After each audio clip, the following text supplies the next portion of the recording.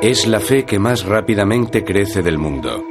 1 de cada 4 personas de la Tierra encuentra la paz espiritual en las palabras del Corán. Hace casi 1400 años, el ángel Gabriel se apareció ante Mahoma y le hizo revelaciones que él debería entregar al resto de la humanidad. Se pasó el resto de su vida comunicando el mensaje de Dios y estableciendo un ejemplo de cómo debería vivir todo ser humano. Hoy en día, muchos norteamericanos asocian el Islam con imágenes de violencia y odio, pero tales escenas son obra de unos cuantos fanáticos suicidas.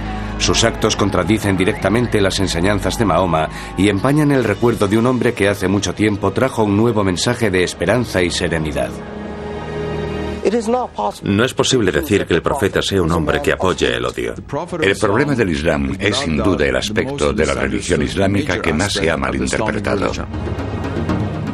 ¿Quién era ese hombre que fundó el Islam y llevó la tranquilidad espiritual a tantos?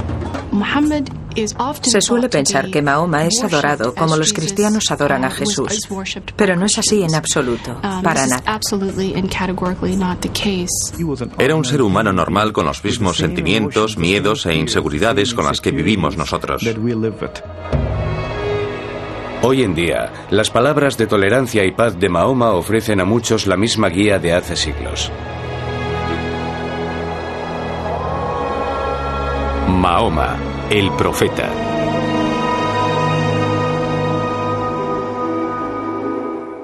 Por respeto a las creencias y prácticas de los musulmanes, en esta biografía no se mostrarán imágenes ni del profeta Mahoma ni de su familia inmediata. Allahu Akbar, Allah. 5 minutos cada día, más de 1.500 millones de personas miran hacia la antigua ciudad de la Meca y ofrecen sus oraciones a Alá. Desde Nueva York a Indonesia, desde Nigeria a las llanuras de Asia Central, los musulmanes repiten las palabras que aprendieron hace 1400 años de labios de un humilde mercader y profesor gentil llamado Mahoma. Hubo una época en la que era muy pobre y solo tenía una manta y la necesitaba, pero había un gato durmiendo sobre la manta, así que él cortó la parte de la manta que quedaba bajo el gato, porque no quería molestarlo. Cogió el resto de la manta y se marchó. La vida de Mahoma ibn Abdullah comenzó en el año 570 de nuestra era. Nació en la Meca, una próspera comunidad comercial en tierras de lo que hoy es Arabia Saudí. Nadie podía saber que la vida de ese niño se convertiría en los cimientos de una religión que un día cambiaría la historia. En la época en la que nació Mahoma, Arabia era una tierra estéril y dura, en la que de vez en cuando surgía un oasis. Los árabes que vivían en un mundo tan difícil emigraban de un sitio a otro, luchando para que sus ganados sobrevivieran en el duro desierto. Para sobrevivir en un sitio así, los árabes dependían del apoyo de su tribu. La tribu los protegía no solo del mal del desierto, sino de los interminables ataques y venganzas organizados por otras tribus.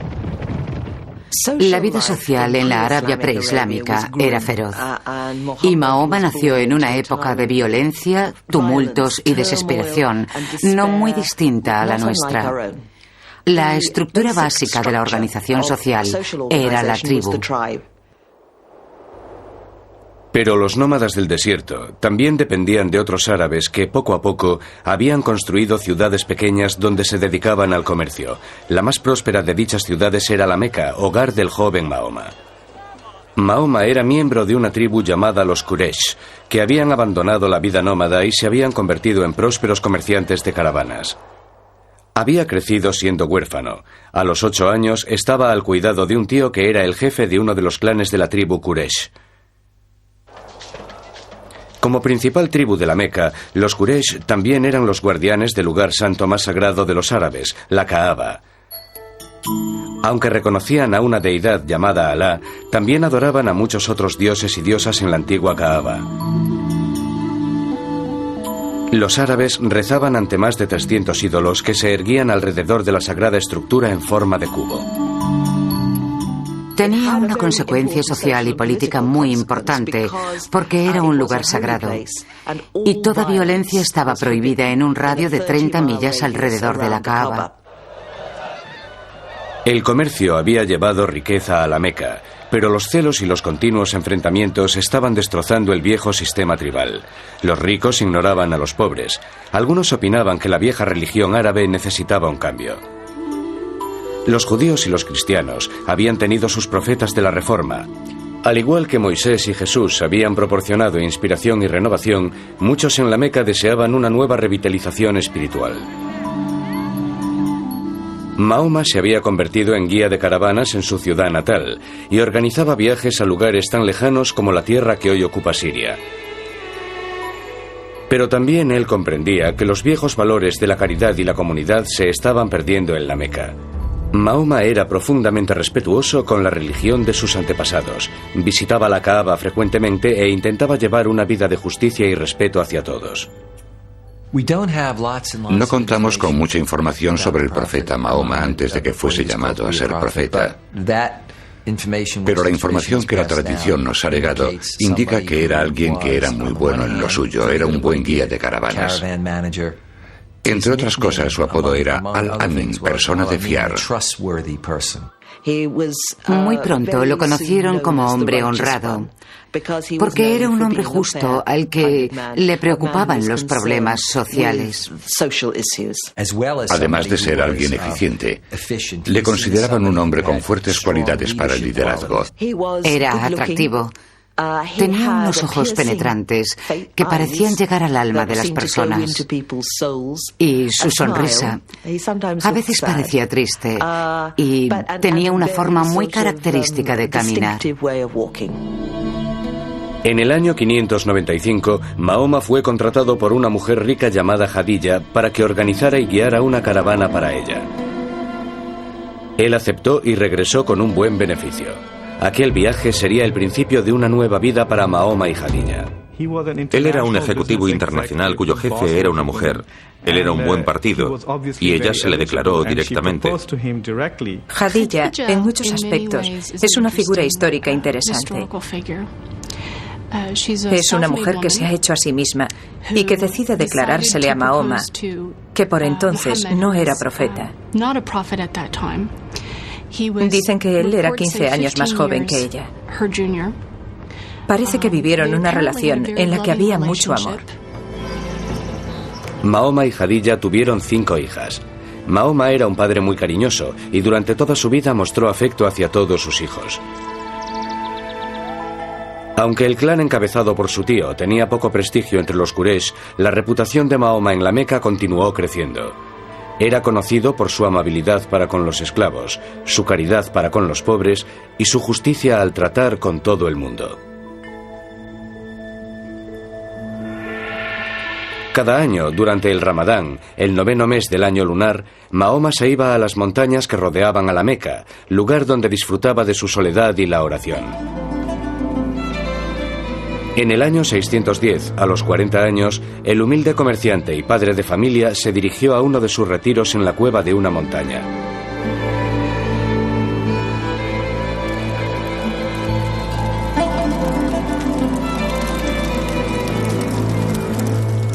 Día y noche, Mahoma permanecía en la cueva ayunando y orando.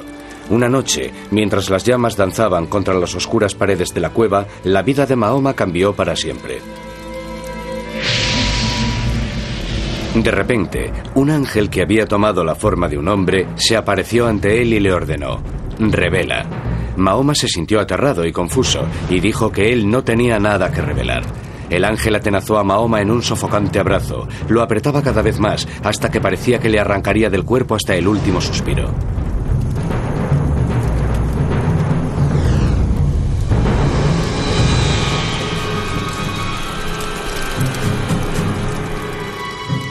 Revela en el nombre de tu Señor el Creador. Él creó al hombre de un coágulo de sangre. Revélalo y tu Señor será muy generoso. Mahoma estaba aterrado y salió corriendo de la cueva. Estaba seguro de que le estaba ocurriendo algo horrible, pero mientras intentaba descender de la montaña, el ángel regresó y le habló. Oh Mahoma, tú eres el mensajero de Dios y yo soy Gabriel. Estaba aterrado. Cualquiera lo estaría si de repente empezara a escuchar voces y a ver visiones de ángeles. La tradición sobre la vida del profeta nos dice que regresó de esta experiencia profundamente afectado. Petrificado por el miedo que le producía una experiencia mística que no comprendía, Mahoma regresó corriendo junto a Jadilla. Ella lo abrazó y le dijo: querido, sabes que esas cosas proceden de Dios.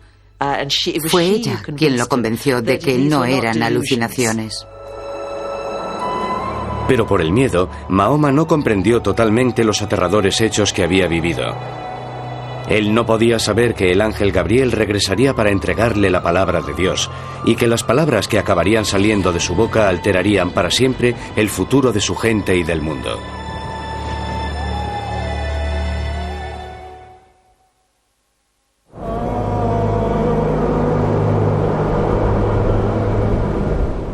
En el año 610, un comerciante árabe de 40 años con esposa e hijas había recibido la repentina visita de un ángel que le había ordenado convertirse en el mensajero de Dios. Poco a poco, Mahoma ibn Abdullah comenzó a aceptar que Dios quería que él le hablase a su gente como Moisés y Cristo habían llevado la palabra de Dios en otras épocas. Varias revelaciones siguieron a la primera, pero Mahoma estaba confuso y luchaba por comprender exactamente qué mensaje quería Dios que él transmitiera. Entonces, de repente, las revelaciones pararon.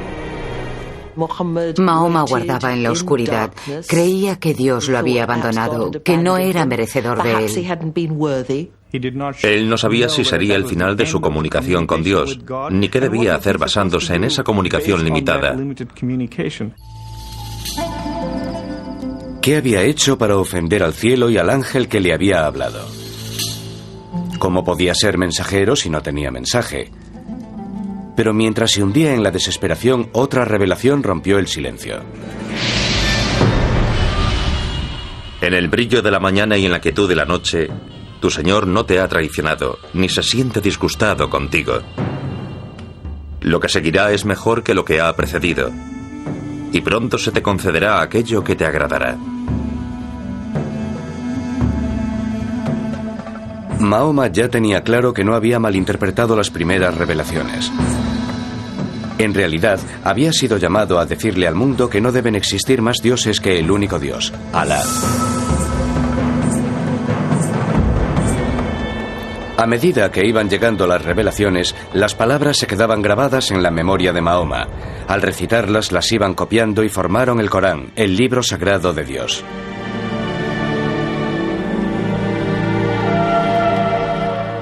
Al principio, solo Jadilla y unos pocos amigos íntimos y familiares aceptaron el Corán. Pero poco a poco Mahoma comenzó a extenderlo, y los árabes de otros clanes distintos del Quraysh comenzaron a abrazar el mensaje. Porque los que las escuchaban respondían a sus palabras, no como si fuesen instrucciones religiosas, sino como poesía. Antes del ascenso del Islam, los árabes no tenían una gran arquitectura, tampoco un importante arte textil y casi no existía la caligrafía. Pero tenían una excelente poesía. La poesía oral era el arte supremo. Lo que se había desarrollado por entonces era una cultura en la que la poesía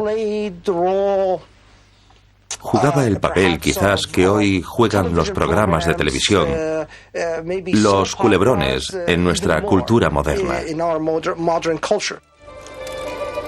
En las aldeas y ciudades, o en los simples campamentos de beduinos en el desierto, los árabes capaces de hacer poesía y música ocupaban un alto estatus.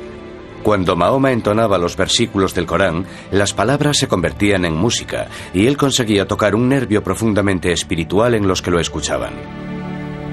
Muchos decidieron abrazar el Islam y su mensaje, pero para Mahoma no aceptaban nada nuevo, sino que regresaban a la antigua religión. En cierto modo, el profeta llamaba a la gente para que regresase a la única fe verdadera, a la fe de Abraham, y al único Dios verdadero, no a un Dios nuevo, sino al único Dios verdadero que se había revelado ante Adán, Abraham, Moisés y Jesús. Por lo tanto, Mahoma, en el sentido más amplio de la palabra, es un reformador.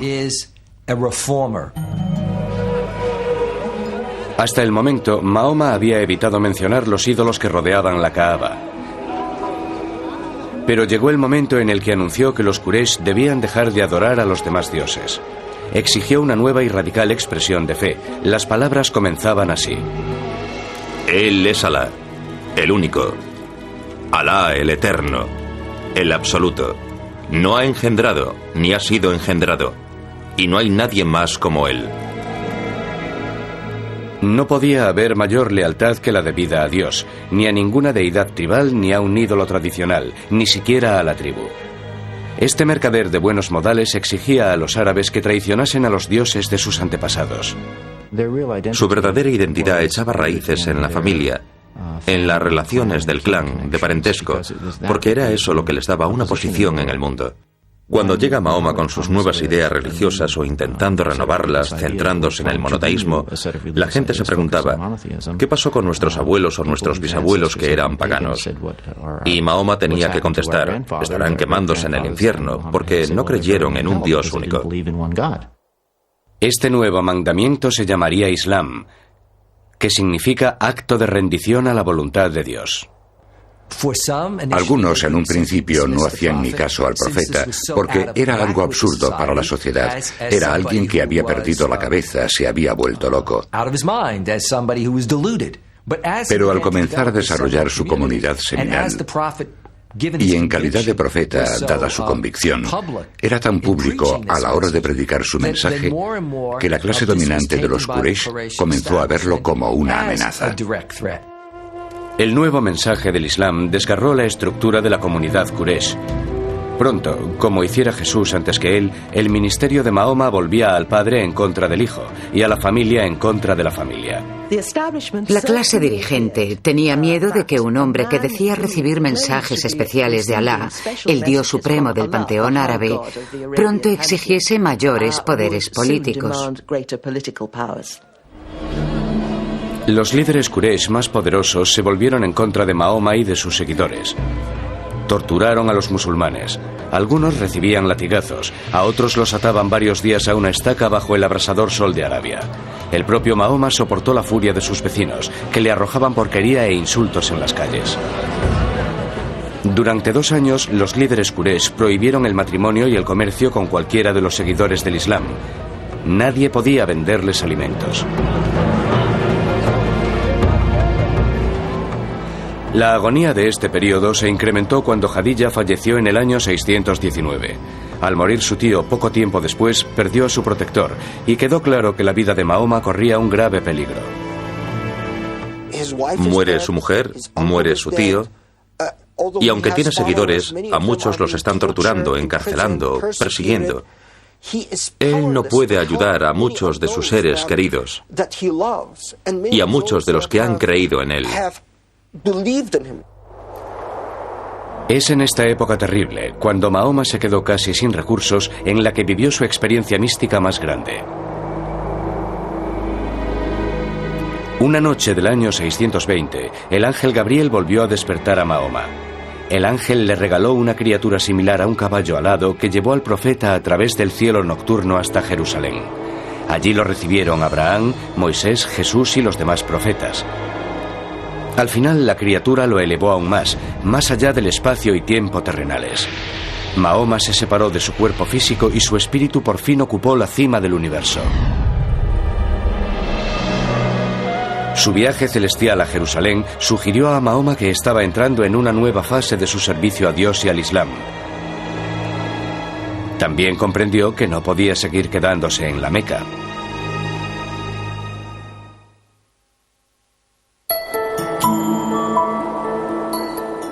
A más de 200 millas al norte de la antigua Meca se encuentra el fértil oasis de Yatrib. Era una exuberante isla de verdor en medio de unas ásperas montañas volcánicas y de un suelo desértico e incultivable. Su agua dulce y sus abundantes cosechas de grano y dátiles proporcionaban una cómoda vida. Pero Yatrib tenía problemas. Las tribus que habitaban tan idílico lugar estaban enzarzadas en una rivalidad mortal. Reunidas a la fuerza en tan pequeño oasis, las tribus estaban atrapadas en un comportamiento continuo de guerra y violencia. Era necesario que ocurriera algo que rompiera esa pauta. El mismo año en el que realizó su místico vuelo nocturno a Jerusalén, Mahoma conoció a 6 peregrinos de Yatrib que hacían su peregrinaje anual, o Hajj, a la Kaaba, en la Meca. Les contó a los hombres su misión y les recitó los versículos del Corán. Los hombres se sintieron conmovidos por el mensaje de Mahoma, pero también vieron en la persona del profeta a alguien que podía mediar en la situación de estancamiento en la violencia de Yatrib. Le hicieron una oferta. Los ciudadanos de Yatrib se someterían a Alá. A cambio, Mahoma sería su líder. Mahoma fue invitado a una comunidad que estaba en gran medida dividida y en desorden. Y lo invitaron diciéndole que necesitaban un líder fuerte para que organizase y guiase a la comunidad. Mahoma vio la oportunidad de expandir el Islam en Yatrib. También vio el santuario que lo protegería, a él y a sus seguidores, de la persecución. Pidió a todos los musulmanes que recogieran sus cosas y abandonaran la Meca para empezar una nueva vida. Era una empresa arriesgada, pero los musulmanes estaban dispuestos a arriesgarse. Mahoma y su discípulo más próximo se quedaron hasta que la mayoría de sus seguidores había abandonado la Meca. Los líderes Quraysh pronto comprendieron que cuando Mahoma se marchase ya no podrían controlarlo y se convertiría en el líder de sus rivales y posibles enemigos. Tomaron una decisión. Mahoma debía morir antes de llegar a la nueva tierra.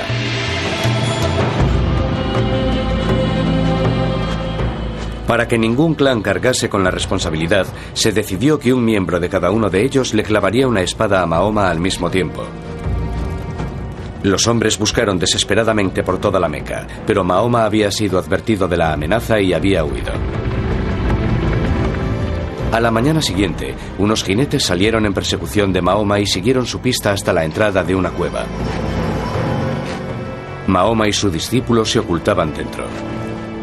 Pero la tradición musulmana dice que los asesinos Quraysh encontraron una paloma que anidaba delante de la cueva, cuya entrada estaba cubierta por una telaraña. Los Quraysh llegaron a la conclusión de que no podía haber nadie dentro. Alá había protegido a su profeta. La huida de la Meca en el año 622 es para los musulmanes la Égira. No hay ningún acontecimiento que tenga más importancia en la cultura del Islam. Se convirtió en el principio del calendario musulmán. Supuso el principio de la creación de la comunidad musulmana. A diferencia del calendario gregoriano, que comienza con el nacimiento de Cristo, el calendario musulmán o islámico se basa en el calendario lunar y también en el concepto de comunidad. Cuando Mahoma llegó a Yatrib, la gente salió a recibirlo y todos querían el honor de alojarlo en su casa. Pero Mahoma dejó que su camello preferido, Kaswa, vagase sin guía por la población.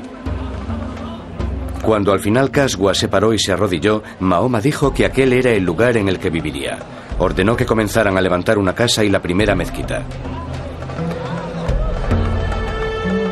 A partir de entonces, Yatrib se llamaría Medina, nombre que simplemente significa ciudad. Pero el mayor cambio se produciría en la naturaleza de la propia comunidad.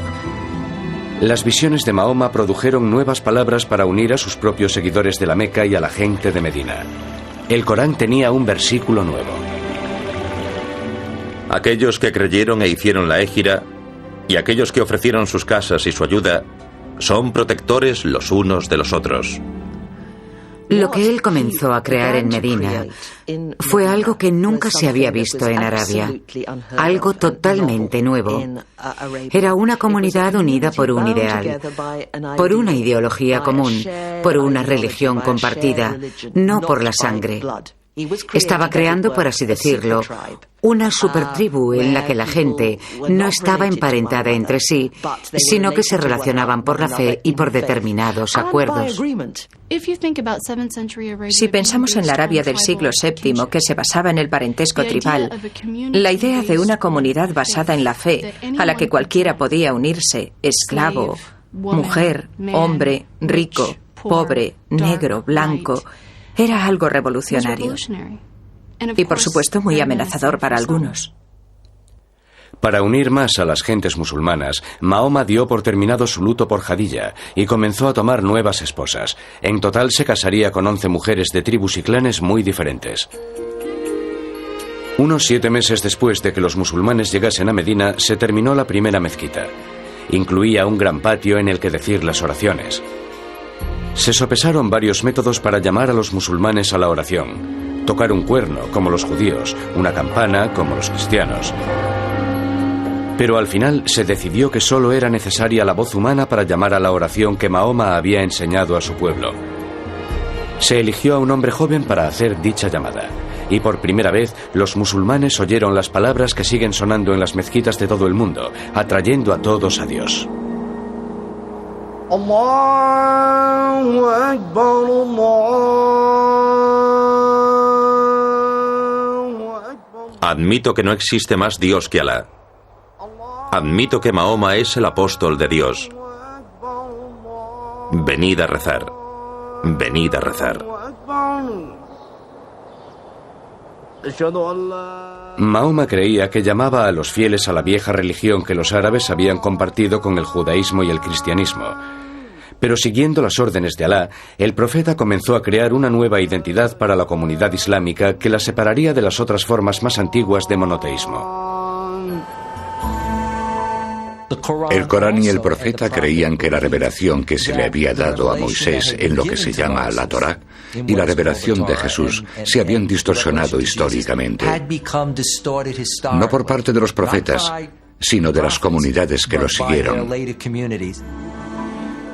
Para dramatizar el alejamiento del cristianismo y el judaísmo, otra orden pasó a formar parte del Corán. Los musulmanes ya no tenían que mirar a Jerusalén para rezar. Desde entonces, los fieles a Dios rezarían mirando hacia la Meca y la Kaaba. Ahora Mahoma tenía la responsabilidad de ocuparse de las tareas mundanas pero importantes, del gobierno. Estas ocupaciones lo alejarían del ministerio del anterior profeta del Islam, Jesucristo. Existe un contraste inmenso entre Jesús y Mahoma, que se deriva sobre todo del hecho de que, a diferencia de Mahoma, Jesús nunca fue jefe de Estado. Mahoma era un líder político. Eso significaba que tomaba decisiones que afectaban al trabajo, la economía, el comercio y la seguridad de Medina. Para proteger a la combativa y joven comunidad, Mahoma sabía que la política básica de Arabia tendría que cambiar. Y eso significaba que habría que enfrentarse a la amenaza de los Quraysh. Mahoma acabaría buscando una solución que el mundo teme y muy a menudo asocia con el Islam. Recurriría al conflicto armado. Desde los días de la Meca, las revelaciones de Dios habían llamado a los musulmanes a prepararse para luchar por llevar una vida moral y justa. La palabra árabe que designa esta lucha moral es yihad. La yihad iba a necesitarse en poco tiempo si la comunidad musulmana quería sobrevivir. Porque cuando el profeta y sus seguidores abandonaron la Meca, para todos estaba claro que llegaría el día en el que tendrían que defender sus creencias en la batalla. Ese día estaba cada vez más cerca. Por respeto a las creencias y prácticas de los musulmanes, en esta biografía no se mostrarán imágenes ni del profeta Mahoma ni de su familia inmediata.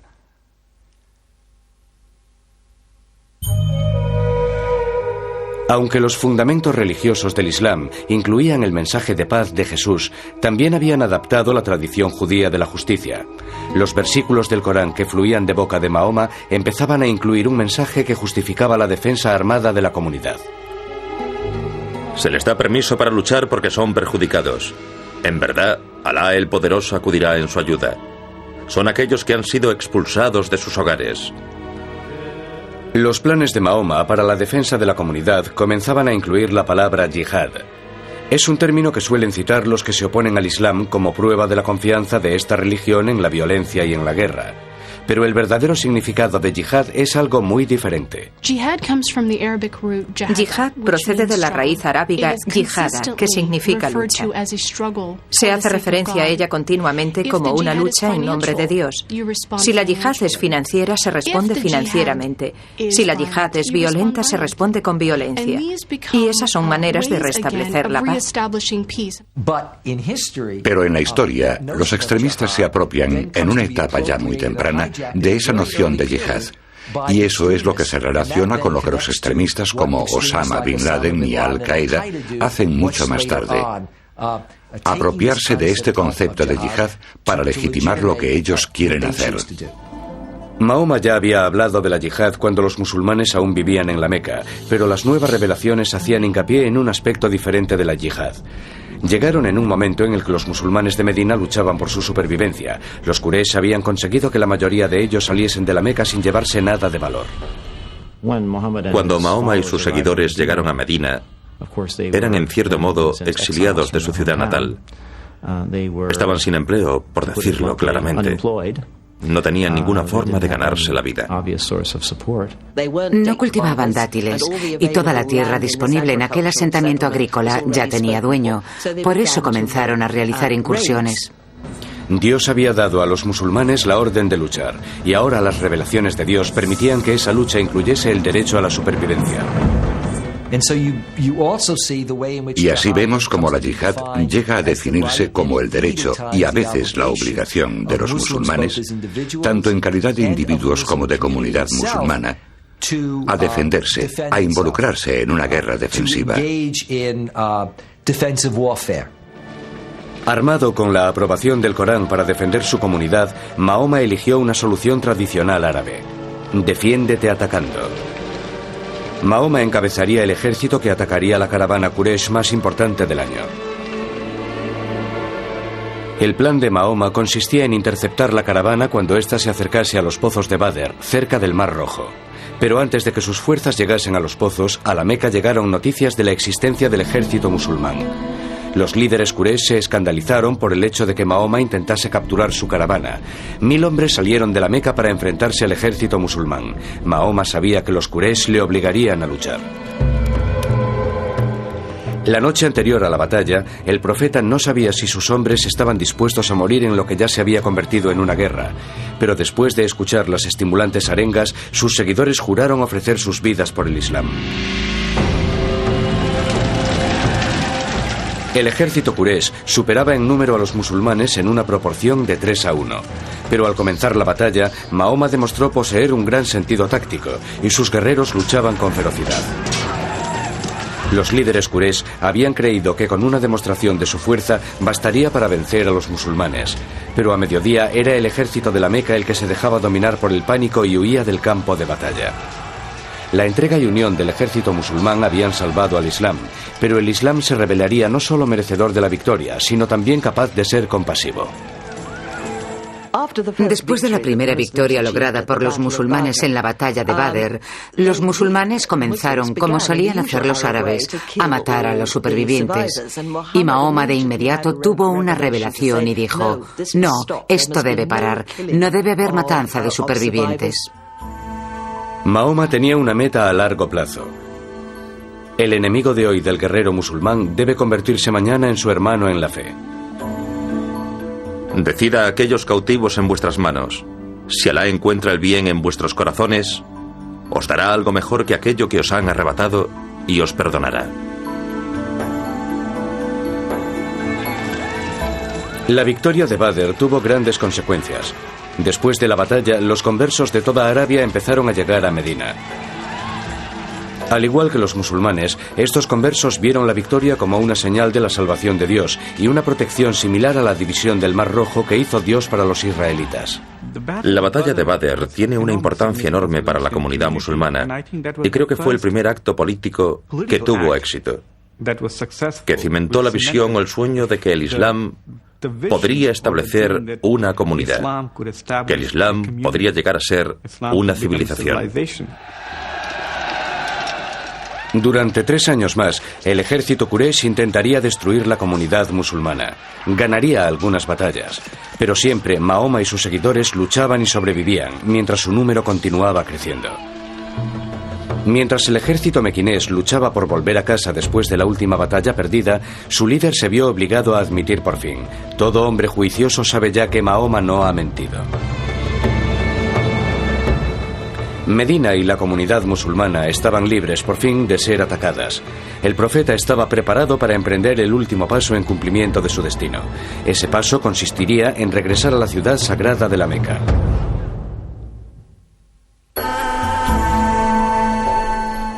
La vida de Mahoma en Medina era austera pero cómoda. Tenía pocas posesiones, pero no le faltaba de nada. Habitaba unas habitaciones adyacentes a la mezquita y solía pasar cada noche en la habitación de alguna de sus mujeres. Las esposas de Mahoma formaban un grupo diverso. Una era judía, otra beduina, incluso una era su prima. La mayoría habían sido elegidas por motivos políticos, pero unas pocas, como su tercera esposa, Aisha, eran claramente asunto del corazón. Mahoma dijo a sus seguidores que las revelaciones de Dios decían que cada hombre podía tomar no más de 4 esposas, y el marido debía tratarlas a todas como iguales. Casaos con mujeres de vuestra elección, 2, 3 o 4. Pero si teméis que no podréis mantener la justicia entre vuestras esposas, entonces casaos solo con una.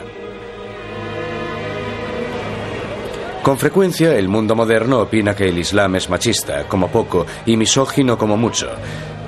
Pero en realidad las enseñanzas de Mahoma proporcionaron nuevos derechos a las mujeres, que en el mundo cristiano tardarían siglos en conseguir. El primero fue el derecho a la vida. El Corán prohibía la práctica del infanticidio femenino, que había sido algo común en la Arabia anterior a su llegada. A las mujeres también se les concedió el derecho a la educación, a ser debidamente educadas como lo eran los hombres, a heredar, lo que significaba que también podían comprar y vender propiedades, lo cual implicaba que tenían que realizar transacciones comerciales. La costumbre de que la mujer musulmana lleve velo se considera erróneamente otro indicio del prejuicio del Islam contra las mujeres.